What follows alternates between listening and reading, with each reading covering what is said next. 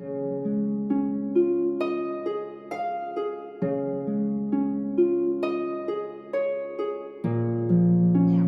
before we move on to the next type of drills, I want to spend just a moment talking about something that confuses a lot of new diamond painters, and maybe even some diamond painters who are more experienced. And that is 3D versus 5D diamond paintings. This really confused me when I started off as a diamond painter. And I'm just going to insert in here a few listings from AliExpress, Amazon, eBay, etc. that show 3D or 5D or both in the listings while I talk about this. I finally figured out that you can mostly ignore whether something is 3D or 5D when you see it in the description or in the title of a diamond painting product. Some sellers do use 5D to refer to round diamond drills and 3D to refer to square drill diamond paintings. But many, many other sellers just use 3D/5D or 5D alone for all of their round or square drill products. And many sellers don't even refer to 3D or 5D at all in the title of their diamond painting or in the description that you'll find for it on the website. So don't be confused. Just carefully read the product title or description to see if you're going to be getting round or square drills with a particular kit. And note that some sellers will offer you the opportunity to choose whether you want a particular image in round or square drills. After I finished my first few kits with round drills, I was ready to explore the next type of drills that I'm going to tell you about now. And you might be ready now too. If you're not ready now, I really hope that you'll decide to explore square drills at some point, because they really are wonderful for many reasons that I'm going to get into.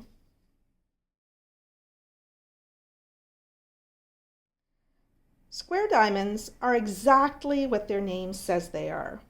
They are perfectly square in shape and generally have either 9 or 14 facets.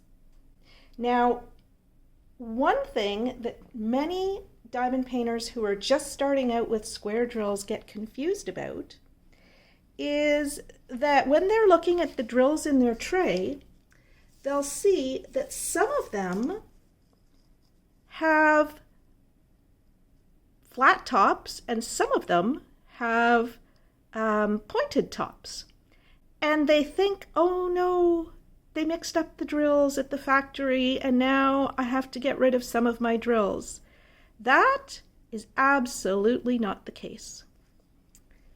Square drills, in every bag of drills that you're going to get, will have both 9 facets for some of the drills and 14 facets for the other parts of the drills. So you'll always get a mix of 9 and 14 faceted drills in each one of your kits. And I've actually seen comments from some diamond painters who discard one of the different types of drills. They'll either keep the flat tops or they'll keep the pointed tops. Well, they're not so much flat or pointed. What it is, you'll see here, let me turn on the light. So you'll find that square drills either have a top that's square to the corners of the drill, like this one right here. You see how the square is on top is perfectly square to the top of the drill? And then you'll find other drills like this one in the center where the flat top of the drill is a diamond. So it's turned 45 degrees. And so it looks like a diamond on top of the drill. Every kit that you get will have both diamond tops and square tops on the drills that you get for each color. And that is not a problem that the factory had. Some diamond painters will discard either the square tops or the diamond tops from a particular kit because they think that the factory has made a mistake. But that's not the case. And if you do this, you're actually cheating yourself of the depth that a canvas with both kinds of facets will bring to your finished product. So some square drills have 14 facets, some have 9 facets. And using both on your canvas means that the diamonds will be sparklier in the final product than if you were to use only the square top diamonds or the diamond top diamonds. Plus, if you were to get rid of one of the types of faceted square drills, either you go with only square top drills, or only diamond top drills, you'll find that you'll run out of drills because you're provided with a quantity of drills for each color, and they intend for you to use both the square tops and the diamond tops on your finished product. So don't be discarding half your drills because you think that there's a problem. There's no problem just because of the faceting on top of that color. And so you don't need to sort through your drills or pick through your square drills to sort out the diamond tops and the square tops according to the number of facets. So one of the other differences between square drills and round drills is that square drills are smaller than round drills. Square drills are 2.5 millimeters up and down. So they're a square that's 2.5 millimeters on each side. Whereas your round drills are slightly larger at 2.8 millimeters in diameter.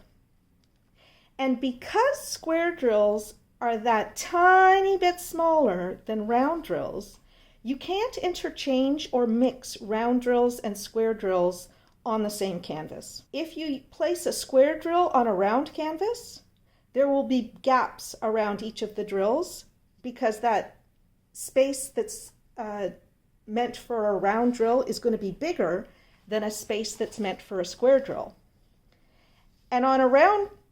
And if you're using round drills on a square space on a square canvas, that round drill is going to go beyond the edges of the space on the canvas for your square drill. So it's too big for the square space, and so it just won't work to be able to fit round drills onto a square printed canvas. So don't try to mix and match square and round drills on the same canvas. Okay, so now that I've told you a little bit about the special features of square drills, what makes square drills so special? Well, first, besides the mix of 9 and 14 faceted drills in each bag of drills that you get with square drills, you also end up getting a better resolution on a canvas than you would if you use round drills on a round drill canvas of the same size. That's because you get more drills per square centimeter or per square inch than you would with round drills on a canvas of the same size. Think about it like pixels on a TV screen or on your computer screen. If you move to a higher resolution, you're going to get a sharper image than you would if you go to a lower resolution. And so think of square drills as higher resolution than round drills. One of the other special features of square drills is that because they lay up against each other, you actually won't see the canvas between the drills unless there's a problem either with the drills or the canvas. Now, I'll be talking a little bit more about this in a moment, and we'll get into more at length in a future video on the problems with drills. But let me just show you quickly what I mean. So here I have a square drill diamond painting, and you see how those drills are lined up perfectly against each other? There's no space in between, and you can't see the canvas. Now, there will always be a few little tiny areas like this where there won't be a perfect alignment, but there is no perfection in diamond painting or in anything else, except maybe our children. So that, you can see, is very, very different from a round drill diamond painting. And then I'm just going to show you on my other kit here that this is actually a work in progress, so I haven't cleaned the hair off and so forth.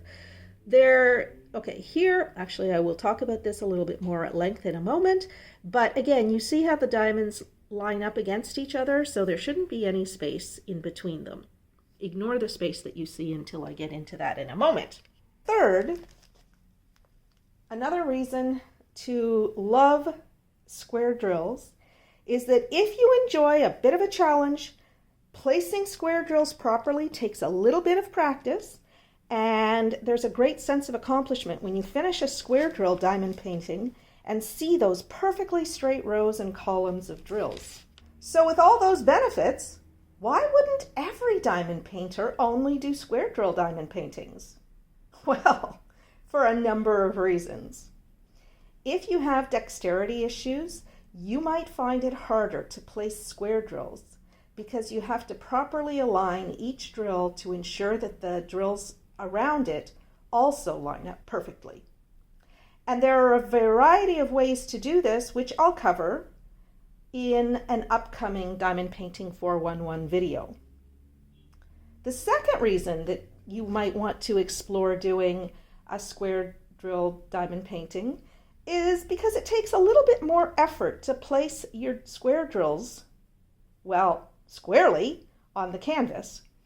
And it will also almost certainly take you longer to complete a square drill diamond painting than a round one of the same size. And that's also true because there are just more diamonds on a square drill canvas of a given size than there are on a round drill canvas of the same size. And that's what I just talked about a moment before. Now, my third reason why you might want to explore doing square drill diamond paintings, if you haven't already, might initially sound like a reason not to do it, but hear me out. Unless you buy your square drill kits from a reputable seller or sellers, and there are lots of them on the internet, square drills do tend to have more problems than round drills. Now, as I mentioned, I will be doing another video that gets specifically into the details of all the problems that you might encounter with square drills, but I'll list a few of those issues here.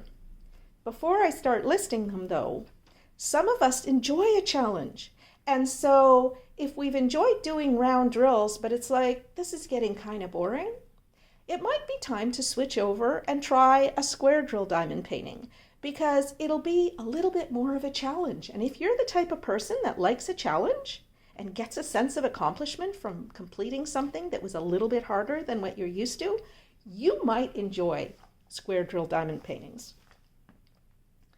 So some of the issues that you might run into are that some manufacturers make their drills just a touch too small to ensure that their drills won't pop. Popping occurs when a drill is too large for the square it fits in, and it means that drills will literally pop off the canvas if the wrong size is used. So I'll be getting into the issue of popping drills in detail in my video on problem with drills, which will be coming out soon. But one of the examples of diamond paintings that I chose is this dragonfly diamond painting. It turned out beautifully in the end, and I'm very happy with the look of it. But it was a real challenge to work on this thing because the drills were not perfect and they were not of uniform size. So I had problems with drills popping, and some of my lines are not perfectly straight here because the drills were of slightly different sizes in many cases, And so that pushed the drills around them out of place. But you can see that close up. Like, for example, if you take a look at these here, these blue drills, they're a little tiny bit bigger than the ones around them. So they're actually pushing the ones around them out of place. And so that's a bit of a problem. And I actually had to address that by sealing this diamond painting as I went along and finished each section. But you can't tell that from looking at it at the end, and all you see is a beautiful, beautiful diamond painting. Now, one of the other issues that sometimes happens is, as I mentioned, some manufacturers, because they don't want popping drills, they actually make their drills just a teeny tiny bit smaller than the squares that they're designed to fit into. So then what you get is this effect of small gaps in between the drills, which, if you're a perfectionist like me, kind of, is annoying when you're working on it. But as you pull back, you can't see that. And so your diamond painting is going to look just beautiful. Now, this is a diamond painting in progress that I've got here, so I actually haven't finished it. But this is the effect that you get with a square drill diamond painting, where the drills are just a teeny tiny bit too small. Again, I find it frustrating while I'm working on it, but then when I look at it, even just from a foot away, that disappears. Sometimes it's a bit of a problem when you're looking at the very light colors, because since the printing of lines on the canvas is in black ink, you can sometimes see the black ink behind. And so it's a little bit more noticeable on the light colors, but again, pull back and you really don't notice it. One of the other problems that you'll find with square drills is that some manufacturers, and I will be doing a video on sellers and sellers anyway, that I will never buy from again. Some sellers provide drills that are really poor quality. And those drills have a lot of trash. Now, I will tell you that every diamond painting with square drills that you will ever do will have some trash. Even from the best companies out there, you will find some trash in square drill diamond paintings, and that's fine. They send you more than enough drills in most cases that you can get rid of your trash, that you can discard those trash drills and just work with the perfect drills. It's just an issue with the manufacturer of square drills. So trash refers to drills or bits of drills that can't be used for some reason. Again, my video on the problems with drills will address all the types of trash in more detail, but here are a few types of trash that you will definitely encounter from time to time, regardless of the seller that you buy from or how much you paid for your diamond painting. So these drills all come from one particular kit that I bought from a seller, which I'm not going to name in this video. And as you see, this is some of the trash that I had in that project. This particular set of drills shows just about every problem that you will encounter with square drills.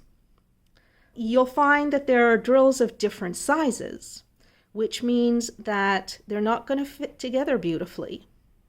On the canvas, they'll push each other out of place, or you'll have a small drill and there'll be space around it, so you have to find a bigger drill that's bigger than the regular size to fill in that space. Anyway, it becomes kind of like a puzzle. Or you'll get drills with what I call tabs, and you can see a few of those here. Now, if I were to use those drills on a canvas, those tabs that you see would actually prevent another drill from lying right next to it. And so let me just shake this a little bit so that we can see what happens when you have tabs. Here you can see in the center of the screen, you can see where the second drill from the left in that longish row has a tab that's preventing the drill beside it from lining up to it. That would mess up your canvas, and you would end up with popping drills if you were to use a drill like that. Another thing that you get is not the tabs that remain after drills are broken apart, but what I like to call melty feet. So you see that one in the center of the screen that looks like a house? That's one kind of melty feet. And then right here, right along the edge, you see one that's got like a little blob coming out of the corner. That's another example of what I call melty feet. One of my viewers actually told me what the actual name of that is, but I forget. And then again, in the center here, I have another drill that's got like a bigger melty foot that makes it not even square. Well, those two together have melty feet. That means that they're not square. You can't use those on a canvas. You just can't, because they're not going to allow the drills around them to fit properly. And then you'll also find in every kit that you get of square drills, and round ones for that matter, you'll find a few that have been broken, and that's okay. And you'll find just little bits of trash from the manufacturing process, like just in the corner there, you see that kind of round one? That's just like a blob of resin or acrylic or plastic or whatever that made it into the bag. And that's just going to happen. It's not a big deal. You will find it more with square drills than you will with round drills. I'll put a link to a short video that I made on working with tab drills up in the corner in case you want to learn more about those. Now, sometimes, even with the best diamond painting drill manufacturers and sellers, you'll find diamonds that have pits in the top of the drill where air bubbles have popped while the drill was setting. Now, I don't know if any of these, because I did get this from a very good company, these ones, and I don't see any that have pits. With some companies, they're a little bit more prevalent than with others. It's usually not a big deal, and you'll see them, and you'll be able to pick them out if you want to pick them out, or if the pits are really big. What it is it looks like there's a bubble. You see a little air pocket, and that's just where a bubble has burst on the top of the drill, and it has left a small pit. Sometimes you'll find multiple pits in one of these drills. Sometimes it'll just be one big pit. If it's one big pit, I would throw it away. If it's tiny little pits, maybe not such a big deal. I don't know if you noticed, but in the Dragonfly, when I was zooming in and showing you up close, there were actually a few drills that had pits in them. Tiny pits, because I don't use the ones with big pits. But that's only noticeable when you're right up close. When you're a foot or 2 feet or 3 feet away, you're never going to see those pits. And if you seal your diamond painting, those pits will be filled in. So it's not a big deal. It's completely up to you whether you want to discard those drills when they have pits. Another thing is that some square drills from less quality focused manufacturers and sellers can be of different heights.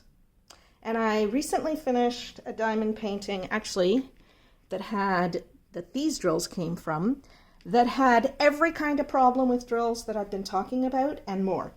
And one of the things that I found less aesthetically pleasing about that diamond painting was that when I was finished it, because some of the drills were of different heights than others, when you looked at it from certain angles, you could actually see that the drills were not the same height. And for me, that bothers me. Again, it's a bit of perfectionism, but the person I gave it to didn't even notice and probably will never know that, the drills were not as perfect as they might have been. And finally, because there's more of a risk with popping of drills on a square drill diamond painting, you might find that you need to seal the diamond painting either in sections as you complete each section or all at once when you finish the canvas. So with the Dragonfly that you see here, I actually had to seal it in sections as I went. So I do like 3 inches at a time and seal it, and 3 more inches and seal it, because otherwise I'd come back to it in the morning and drills would literally have popped off the canvas, or if I ran my hands along the drills, Some of them would pop up because they were no longer adhered to the canvas because they were being pushed off by the drills around them. Like imagine if you were to lay dominoes down on a table and then, or Scrabble tiles or whatever you like to use, and then you were to push those tiles together or dominoes together beyond the point where they're lined flatly up against each other, well, the only thing that would happen is some of them would, instead of being flat, they'd have to be pushed up. And that's what happens. And if they get pushed up too much, when we're talking about drills, they actually pop off the canvas because there's nothing touching the adhesive anymore. In a case like that, you would need to seal your diamond painting. Some people seal all of their diamond paintings, and so that's not a big deal. But if you're the type of person that doesn't want to seal everything, you might want to consider whether diamond painting with square drills is for you. So, with all of those problems, why would you want to do a square drill diamond painting? Well, for so many reasons. First off, the final effect is so beautiful and so detailed. I did contact the company for this diamond painting and said, I love the image, I hated the popping drills, I'd like you to send me the same image but with round drills in the same size. So they did. They sent me a new canvas with round drills. I haven't worked on it yet, but when I do, I'll be able to show you the two side by side, and you'll be able to see the difference in resolution between a square drill and a round drill of the same size. But I can guarantee you that the round drill diamond painting will not be as detailed as this one. Another reason that you would want to do a square is because of that sense of accomplishment that you get from viewing your finished product.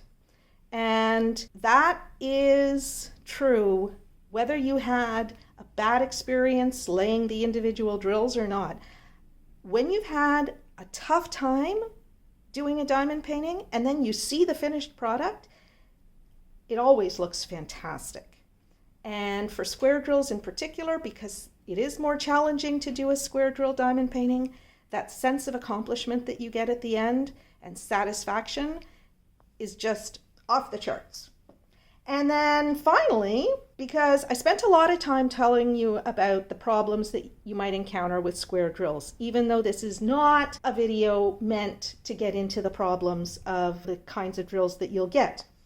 But because of those many challenges, and because you have to check pretty much every drill before you place it, that's part of what I and many other people love about diamond painting using square drills. Think about it as akin to you're going to have a special family meal, or you're inviting people over for dinner for the first time, and you go grocery shopping. You don't just pick the first green pepper or the first head of lettuce or the first tomato that you see. You'll sort through and you'll find the freshest, best, most beautiful vegetables. If you're going to buy a steak, you're going to look for the best quality steak. And yes, it'll take you a little bit longer maybe than picking the first package of steak or the first tomato or the first green pepper that you see in the bin, but you get that sense of satisfaction and accomplishment from knowing that you're going to make a finished product, your dinner, with only the best, highest quality ingredients. If you have any OCD tendencies, then there's something about placing your drills in perfectly straight lines and having no gaps between your drills and just making this perfect diamond painting, that process of setting your drills just so will bring delight and satisfaction for your perfectionist tendencies. So now what I want to do is just take a moment and show you the type of canvas that you'll get when you order a square drill diamond painting. So many of the kits that you'll buy have a grid. So you'll actually see black lines that you can line your drills up to when you're placing them on a canvas meant for square drills. On the other hand, you can find canvases that have either no grid lines or very subtle grid lines. as in the case of this diamond painting, which was one of the ones that I had in the background earlier on in this video, I've just done the first few inches of it. And so I'll just show you what's done so far. So you can't really see grid lines on this canvas. It's much, as I said, much more subtle. And then again, as compared to here. Now, when I was starting off as a diamond painter, I preferred having the grid lines because they really did help to guide me in placing my square drills as straight as possible. I'll be doing a video on how to place square drills so that they're perfectly lined up, and I'll get into more detail in that video. But once you've had a little bit more experience, maybe you'll feel more comfortable trying a diamond painting that doesn't have such clear grid lines. Another thing about having these kinds of grid lines is, and I'm not sure that this canvas actually does it, but some of the canvases will have slightly thicker lines to demarcate squares of 10 diamonds. And so I found that was kind of useful for me when I was starting off, because I would work on smaller sections at a time. So I like to know that I was finished with finding all the drills of one color in a particular 10 drill square area before I moved on to another area. So that concludes my video on square drills. I hope that you found it informative, and I hope that you'll be interested in coming back to watch the next part of this 3-part series, which will focus on crystal drills and special shape drills. You'll see those coming soon. Bye-bye for now.